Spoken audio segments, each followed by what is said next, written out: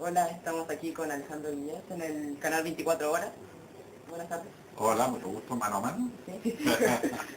Hola, Em, voy a entrar a hacerle las preguntas correspondientes. ya. Mi primera pregunta, me gustaría preguntarle respecto a su motivación para estudiar lo que escogió, que es periodismo y sociología, por lo que tengo entendido. Mira, sociología es como una ciencia social Ujú. y yo quería estudiarla, aprender porque te permite tener una mirada más metodológica, más científica de la realidad.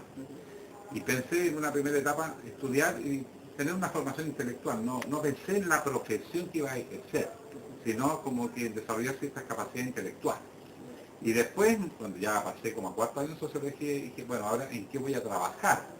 Y la sociología no tenía en esos tiempos mucho campo, estoy hablando de los años 76, por ahí 75.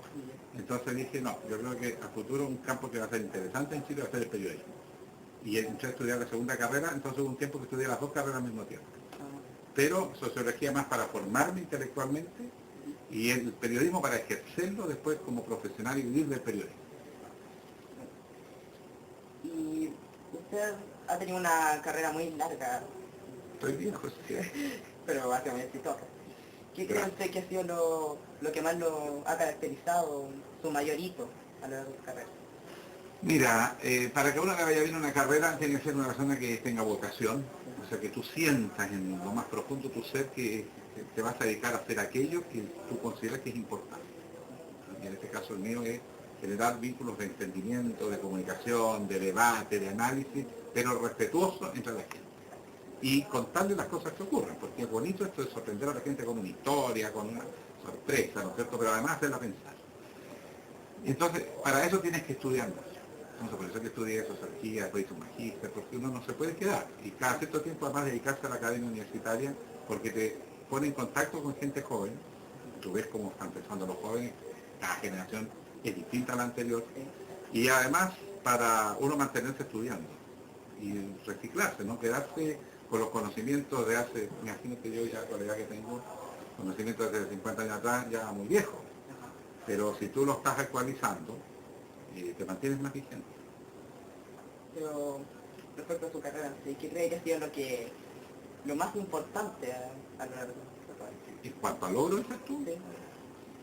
no sé, yo no creo que haya tenido un éxito fulgurante en algo, o así tan bótico, sino que ha sido un trabajo serio, en el tiempo, trabajando además en todos los medios, eso me ha ayudado mucho. Sí. Hacer radio, tele, diario, revista, he trabajado en los 4 medios masivos más importantes. Y de cada uno va aprendiendo y te vas conociendo a las fuentes, a la gente, o sea, a quienes manejan la información, a los que son protagonistas de los hechos, los políticos, los empresarios, los dirigentes sindicales, la gente que está en el mundo organizado. Y entonces con el tiempo ellos van creyendo en ti si tú eres derecho, si una persona honesta. Entonces después manejas muy buena información, saberlo usar con justicia, con prudencia, para no perjudicar a quienes te entregan la información y ayudar a que esa información le sirva a otros. Entonces la gracia del éxito en la vida es que tú seas consistente en el tiempo y muy estudioso y muy responsable con la gente que confió en ti. Y eso te abre mucho el camino a hacer cada vez a su vez mejor, porque más gente quiere que tú la entrevistes, te quiere contar cosas, se acerca a ti a pedirte tu ayuda, y eso te hace una persona más representativa. Y en alusión a eso que estaba diciendo usted previamente, que usted ha tenido varias carreras a lo largo de los medios de comunicación. Algunos de los que más se destacan son la televisión y la radio. ¿Cuál podría decir usted que son como las cosas que le favorecen en cada uno? Entramos al campo de las competencias, ¿no? O incluso podría decirse quizás de los talentos. Todos tenemos en la vida talento para ciertas cosas y cierta ineptitud para otras. Por ejemplo, yo soy en la cosa tecnológica más. Nunca aprendí a sacar fotografía y antiguamente no es como ahora que la cámara lo hace todo y se pone en el computador, antes había que ir a un laboratorio y empezar a sacar el rollo de la foto. En la época antigua era así. Y yo nunca logré despegar el rollo y un lío. A puros cuachitos nomás todas mis fotos siempre quemadas. Entonces cuando se trata de manejar soportes tecnológicos yo era medio pencófilo. Bueno, digámoslo como el profesor se va a enojar, era un poco inepto. Pero en las partes más de contenidos, intelectualmente hablando, me iba mejor. Porque me gustaba el estudio, la lectura, la conversación, el debate. Entonces trataba de hacer aquello en que tengo más fortaleza y no en que tengo más debilidad. Sí, entonces hago programas de entrevista, de conversación, de debate, de análisis. Yo soy un periodismo más, digamos, más de cabeza que de terreno incluso, o más que tecnológico. Y cambiando de tema, remontándonos a la época de Augusto Pinochet. Ya. Nosotros, en el régimen militar, nosotros tenemos entendido que usted fue como estuvo activamente en campaña que apoya la libertad de expresión en la prensa. Les damos la bienvenida. ¿Qué puede decir respecto a eso? Se lo están interrumpiendo, porque estamos en vivo en terreno en Canal 24 Horas y tú ves cómo están dando las noticias, entonces de repente aparece el audio y nos complica. Y desde allá en la sala de dirección que lo bajen de acá, por favor, porque nos están saboteando con el canal 24 Horas de voz. Pero dejamos a Ignacio que haga su programa y nosotros seguimos. Lo que te estaba comentando es que me dijo que es un personaje potente, duro, difícil. Yo no era pinochetista, para ser honesto, y pensaba distinto. Ciertas cosas me parecían tolerables. Tú puedes tener ideas económicas distintas a las de uno, ideas políticas distintas a las de uno, pero los derechos humanos te hacen que tú no te puedas mantener indiferente. Por lo tanto, desde una perspectiva ética, me parecía reprochable ciertas cosas y por lo tanto defendí los espacios de lo que me parecía prudente, además sin ningún acto heroico, porque no soy tan valiente, pero siendo prudente pero firme al mismo tiempo. Entonces defender la libertad de expresión, no solo de los periodistas, sino de la gente que pudiera expresarse, opinar, dar su juicio. Y bueno, eso me permitió, quiero hacer un pequeño aporte, dentro de los muchos aportes que hubo en esa época, sí. Pero no fue nada tan espectacular. Era un chico asustadizo. Estos tipos eran muy malos. Y respecto, pasando al tema de la mina de San José, que ha estado en boca de todos en estos últimos días, han habido varios inconvenientes. Muchos han dicho que la mina previamente estaba en malas condiciones y muchos critican el hecho de que Chile es un país minero principalmente. Es algo que muchos lo consideran reprochable. ¿Qué opina usted? Bueno, desde luego hay dos grandes problemas acá. El primero es no quedarse solamente en el cuento de los 33 resultados como si eso hubiese sido una cosa, una casualidad entre decir. Sí. La verdad que eso es el final de una cadena de negligencia, de errores, de mal criterio y de falta de ética espantoso. De los propios empresarios dueños de la mina, de los ejecutivos que permitieron y trabajaron en esas condiciones, de quienes debían fiscalizar. Por lo tanto hay aquí una historia anunciada, es como lo que decía García Márquez, ¿no? Esta es la crónica de una muerte anunciada, en este caso de 33 mineros sepultados en vida, en una mina en Chile.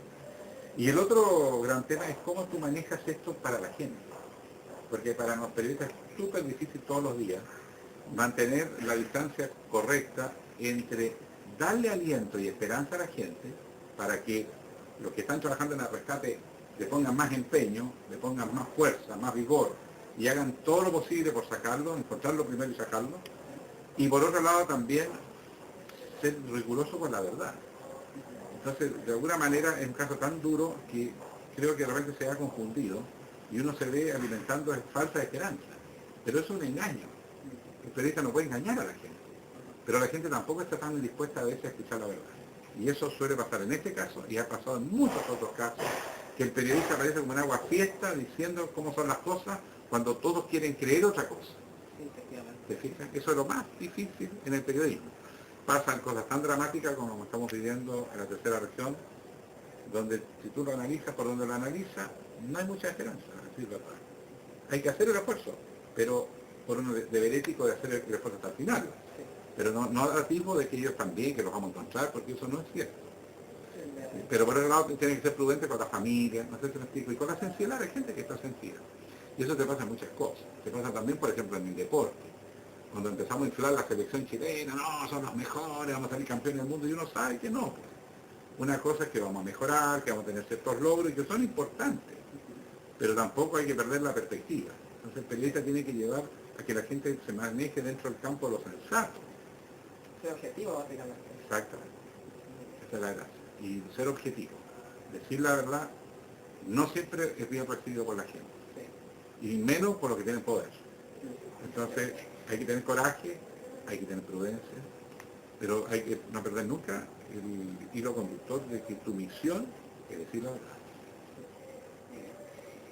Y otro tema que durante la semana ha dado mucho que hablar es respecto al postnatal, sobre las propuestas que ha hecho el presidente Sebastián Piñera durante la campaña y que muchos creen que ahora la está negando. Digamos, ha habido ciertos desafortunados anuncios hechos en campaña que después cuando llegó la hora de gobernar se han ido achicando. Entonces no es lo que dije, sino que en realidad es la mitad de lo que dije. Y eso le quita credibilidad al presidente porque él prometió una cosa que el país entendió clarito. Entonces después llega al poder y empieza a decir que en realidad no era todo eso, sino que es una parte, o tal idea, tal intención. Bueno, él pagará las consecuencias de haber prometido algo que no estaba bien estudiado. Porque a lo mejor tiene razón que al estudiar los hechos, realmente lo que él quería hacer no se puede, a veces pasa, por ignorancia o porque hay dificultades especiales que no se esperaban, qué sé yo. Bueno, eso puede pasarle a cualquiera y puede que no sea mala fe, pero igual quiere decir que no estaban bien planteadas las cosas, porque igual finalmente se prometió algo que no se cumplió, porque faltó entonces, si no hubo buena fe, entonces faltó estudiar el tema bien y llegar con proposiciones realmente estudiadas y pensadas. Y un político tiene que ser responsable, no vas a anunciar lo que parece interesante, sino que lo tiene que tener estudiado, sobre todo si quiere ser presidente de Chile. Por lo tanto, o pecó de engaño o se pecó de error, de déficit. Pero ambos en política son reprochables. Y yo como periodista tengo que abrir el debate político sobre este tema. Y como pregunta final y para cerrar esta entrevista, un tema que sin duda alguna ha sido el tema principal de este año para Chile, que es el terremoto. Y me gustaría saber su opinión respecto a las medidas que se están tomando para la reconstrucción de Chile post-terremoto. Mira, un terremoto, por más que uno esté preparado, cuando llega a la hora de los tiempos todos salimos arrancando o nos ponemos buen resguardo y se nos olvida todo lo que nos han dicho lo que hay que hacer. Bueno, de todas maneras, algo va quedando de la educación, de manera que uno en el momento del terremoto haga lo que tiene que hacer. Pero hay cosas que se vieron que hay debilidad en nuestro país. O sea, pensábamos que estábamos mejor preparados para saber reaccionar en un terremoto, quizás no por las personas comunes y corrientes, que de todas maneras alguna responsabilidad tienen, porque cualquier persona tiene que saber que si hay un terremoto fuerte y vive cerca del mar, tiene que salir ahí. Eso tiene que estar como una reacción inmediata, como cuando tú haces cosas casi instintivas. Y ahí hay que trabajar más. Así que también hay responsabilidad de la gente, pero particularmente las autoridades que no supieron reaccionar al momento de producirse el terremoto. Una reacción lenta, se cortaron las comunicaciones. O sea, estábamos menos preparados y por lo tanto hay que prepararse mejor. Y por otro lado, en la labor de la reconstrucción, siempre hay que pensar que las grandes tragedias son oportunidades. Pero es una actitud de vida. Cuando tú te va mal, es una gran posibilidad de aprendizaje. Cuando a uno le va bien, uno no aprende mucho nuevo. Sigue haciendo lo que siempre ha hecho porque le va bien. Pero cuando uno tiene un fracaso, el fracaso te enseña, y te enseña más que el éxito. Porque uno aprende que las cosas son más complejas, que hay que prepararse mejor, que hay que estudiar más las cosas, y que hay que ponerle más esfuerzo y empeño. Entonces uno saca fuerza del fracaso, y sale renovado, con otra manera de mirar las cosas. Y el país tiene que aprovechar eso para mirar muchas cosas que estaba haciendo mal de manera correcta. Y eso parte desde cómo se diseña una ciudad, donde las áreas peligrosas hay que tener presente que son áreas peligrosas que no se pueden ocupar para poner casas, por ejemplo, o colegios o hospitales. Eso tiene que estar en lugares más seguros. Y ahí hay que hacer parques, lugares donde la gente puede salir fácilmente. Y por otro lado, que la calidad de la construcción en Chile no es un chiste. Que si tú haces un edificio mal, puedes matar gente.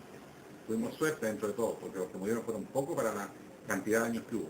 Pero también hubo gente que se relajó y no hizo las cosas lo bien que debía hacer. Casas, edificios, etc. Entonces todos tenemos que aprender de eso y hacer más exigentes las normas de aquí en adelante.